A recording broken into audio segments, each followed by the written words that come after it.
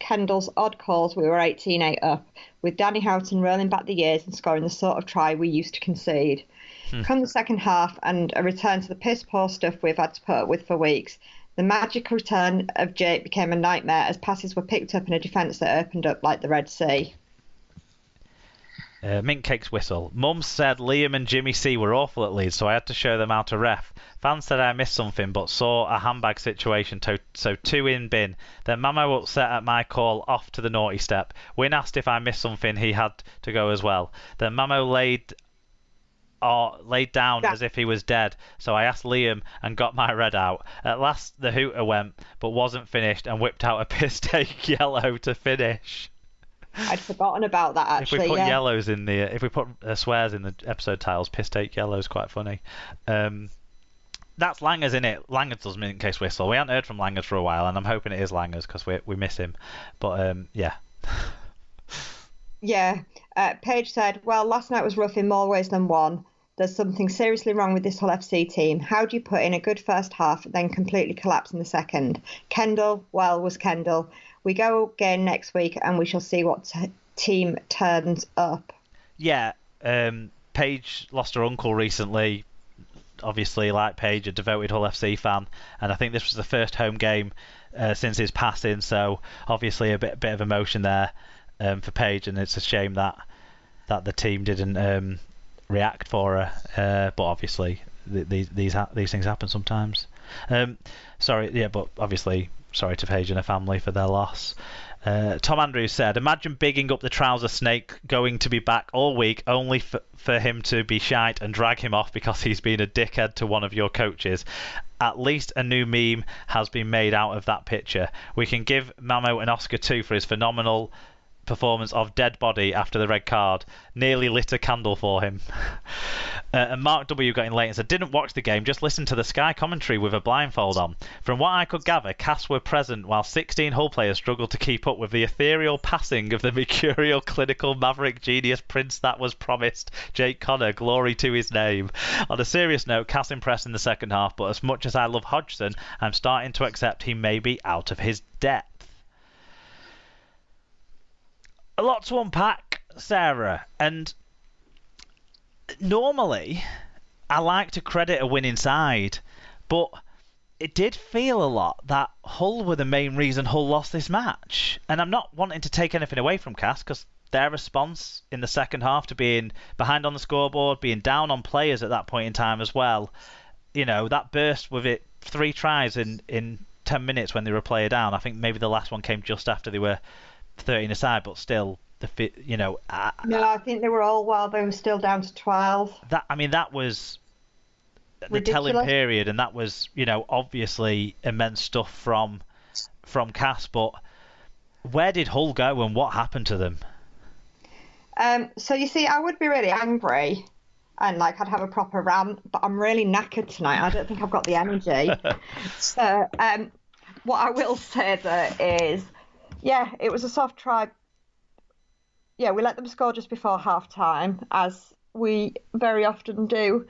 And then in the second half, we didn't want to tackle. There was a point at which one of their players ran between Jordan Lane and somebody else, maybe Johnston, and they both seemed to just put their hands up, as you do if you're in an offside position. I think one of them was. I think Jordan Lane was called offside. So instead of giving away a penalty, he let Cass basically get right to the try line and eventually score a try.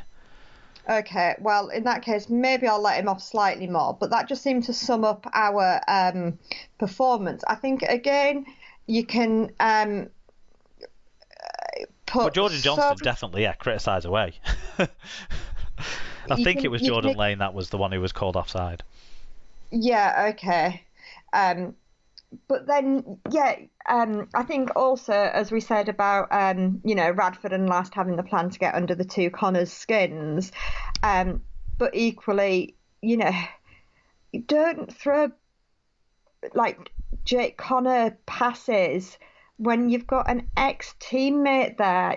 Beretta knew what was coming, and that's why he was able to pick off the interception like he did to score. And I think I think there were the 4 interceptions we gave away, and that's because you know what's coming with Jake Connor. Yeah, and much as we talked about Leeds in the Wigan game, Cass were up in his face, you know. Yeah. And he knew that. He was worried about that happening, probably because he wasn't fit enough to play, really. But so there was an element of hesitation from him in the first half, and then in the second half, it just wasn't on his game. And look, yeah, we can joke about talking about Jake Connor and stuff and what have you, but the stats show like what a difference he is to this whole. Even in this game, you know, he set up that ludicrous Darnell McIntosh finish that deserves picking out for note because, you know, what a highlight. But on the flip side, he threw 2 passes that basically set up tries for the other side. So he was central to the action.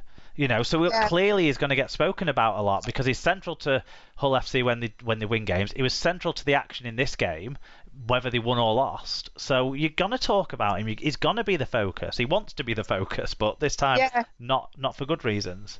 And I think as well, it showed yet again that Connor and Gale can't play together on the same pitch. Maybe. Not just in the halves. They just cannot do it. I don't think. Other than the 40-20, what did Luke Gale do in this game? Well, exactly. You know, and going back to what B. Dawson says, you know, I don't agree at the moment with Hodgson, Purtell and Ellis out. I think I'm going to hang fire on that. However,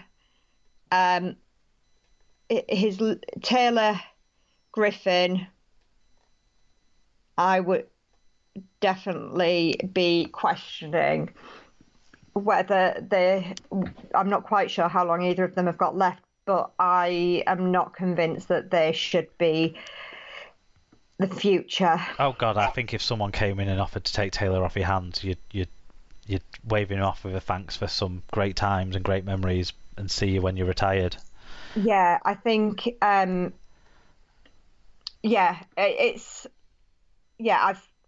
there's been some stories going around for quite a while about who is causing the unrest at the club. And when I say quite a while, I'm talking a year and a half.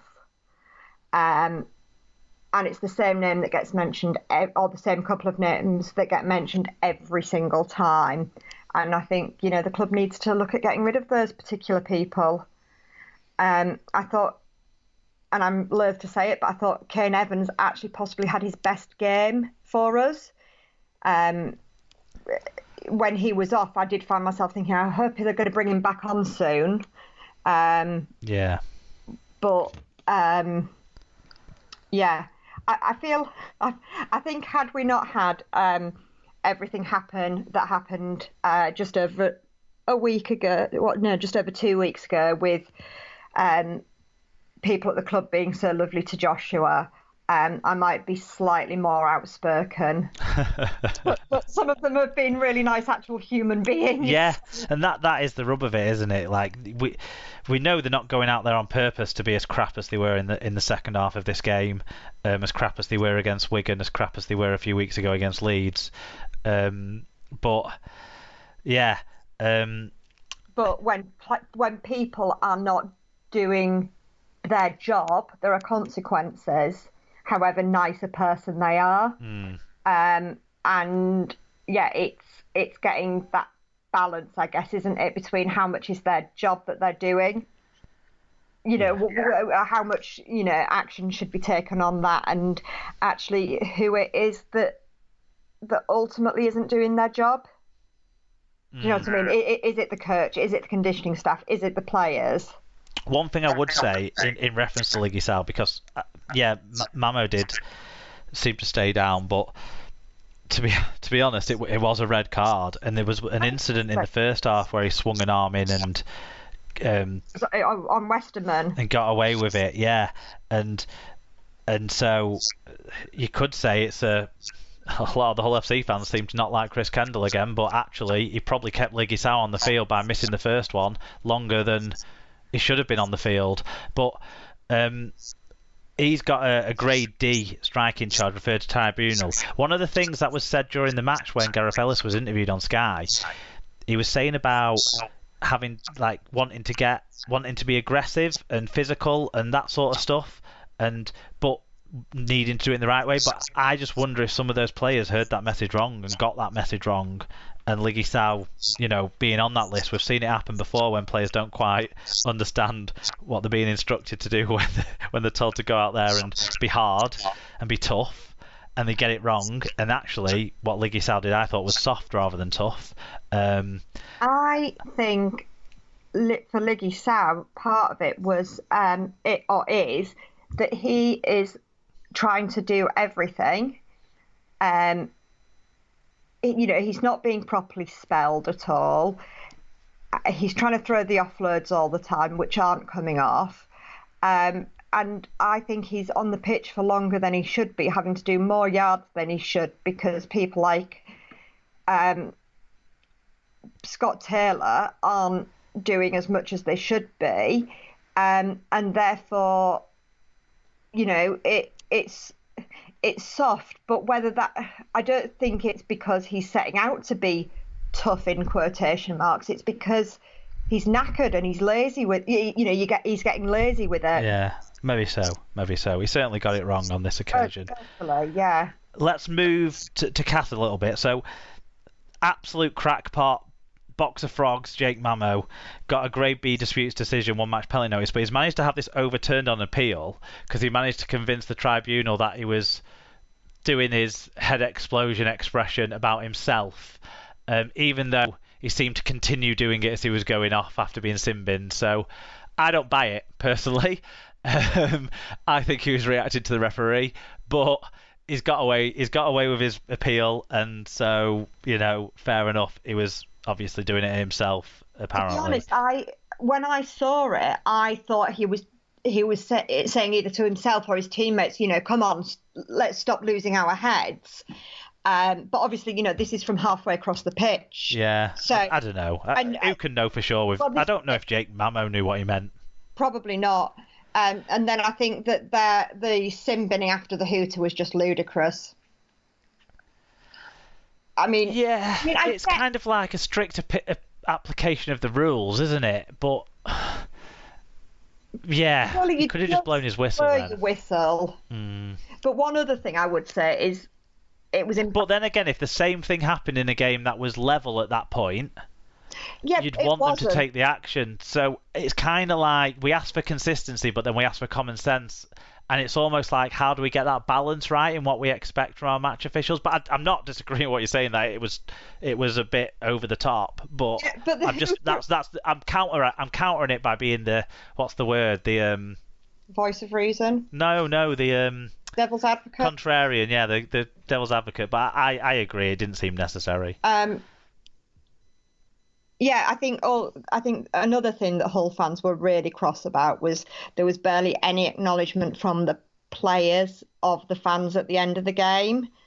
And yes, they're embarrassed and they're disgusted. But when Adam Pearson is then saying that, we need the backing of the fans, hang on a minute, let's have a bit of pride in the shirt from the players, but also a little bit of acknowledgement that there's quite a lot of fans that have stayed there. Yeah, of course, yeah. Josh Sim, give him his credit. He was straight down to the south stand over the barrier and having photos with fans and apologising for the performance. It's hard, isn't it? Because you've got like the kids and stuff who still want that, but then you've also got the people who'll be going. He'll be firing pelters at the players and having a go at them for taking pictures and stuff and saying stuff to them about why don't they care as much about the performance of their image, or you know what I mean? So I don't know. I think most of those people have do leave either during the match or shortly after. Yeah. There were only 4 other players that actually acknowledged the crowd. The rest of them were off and down the tunnel. Yeah. It was an embarrassing second half performance, wasn't it? Oh, it really was, yeah. For Cass, though, Olfert's was obviously great. He got 4 tries. I mean, a range of different tries, and some of them were through his own perseverance, some of them were through great play inside of him, and some of them were a bit of both. Eden was good. The try they linked up on into the second half, that was the one